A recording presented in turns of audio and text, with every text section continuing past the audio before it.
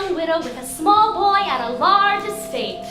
When I first saw Pippin, he was lying in the road like a discarded rag. I would have passed him by. Perhaps I should have passed him by. But there was something about his foot. Yes, it was the art of his foot that caught my eye. What I did was merely an act of Christian charity. After all, I had no idea this discarded rag would clean up so well.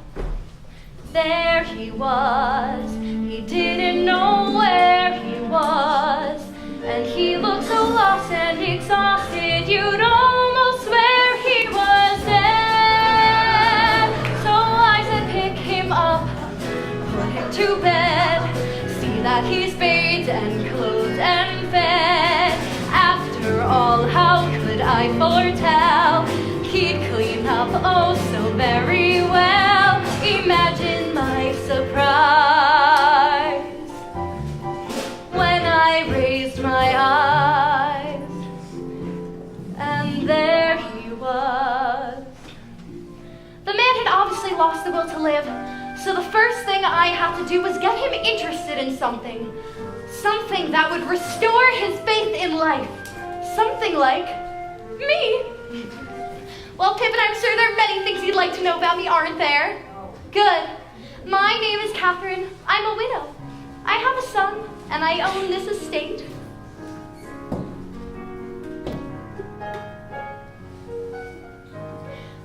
I'm your average, ordinary kind of woman, competent and neat, making life a treat, others as nice you meet often, I know, at least once or twice every lifetime or so.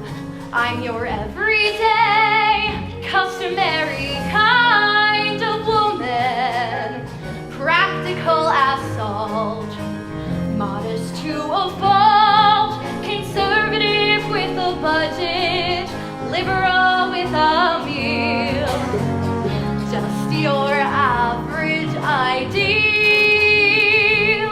My telling you this may seem sudden and strange. It may not interest you much at all right now, but things change. Things change. Still, I'll understand if I'm not your kind of woman. Anyone can make one terrible mistake, and I've no special glamour, no bait I can twirl, for I'm just a plain, everyday, commonplace, come what may, average, ordinary, wonderful girl.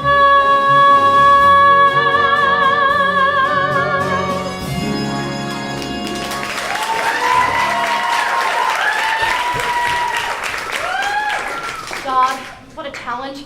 For a long time, he showed no interest in anything. But I was determined to somehow pierce that dedicated apathy. Now, I found that no man, no matter what his condition, can resist the charm of a small boy. So I sent my son Theo to him. Enter Theo, a small, lovable boy with a large, lovable duck. Pippin? Pippin? Say hello to my duck. How do you do? Guess his name? Augustus. Wrong! His name's Otto. You're not very smart. I'm smart enough to know that a duck belongs in the pond and not in my bed. Bite me! Obviously hopeless. I picked him up off the road. I could throw him back out again. Out you go. Oh, I'll give him another chance. Pippin, you have been lying in this bed for 7 days now. What is the matter with you? Well, it's nothing you could possibly understand. Well, try me. Give me a chance. All right. You see, I have an overwhelming need to be completely fulfilled all the time, and it's never ever happened to me, so I'm in abject despair. And that's it? Yes, that's it.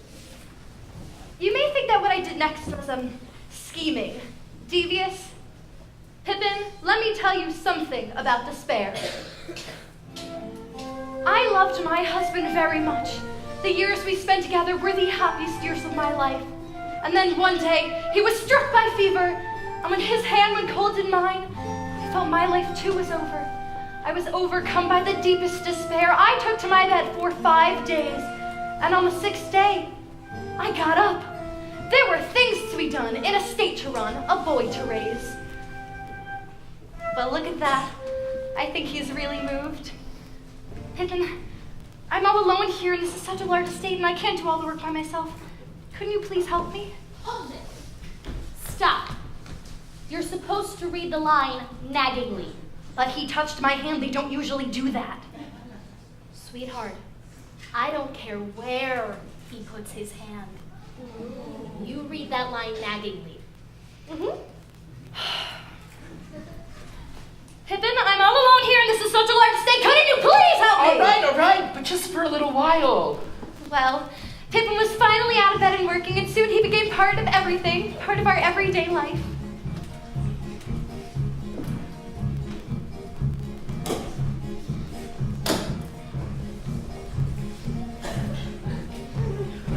How often do we do this? Every day. Every day? Every day, that's exciting. Well, what are you looking at? Nothing.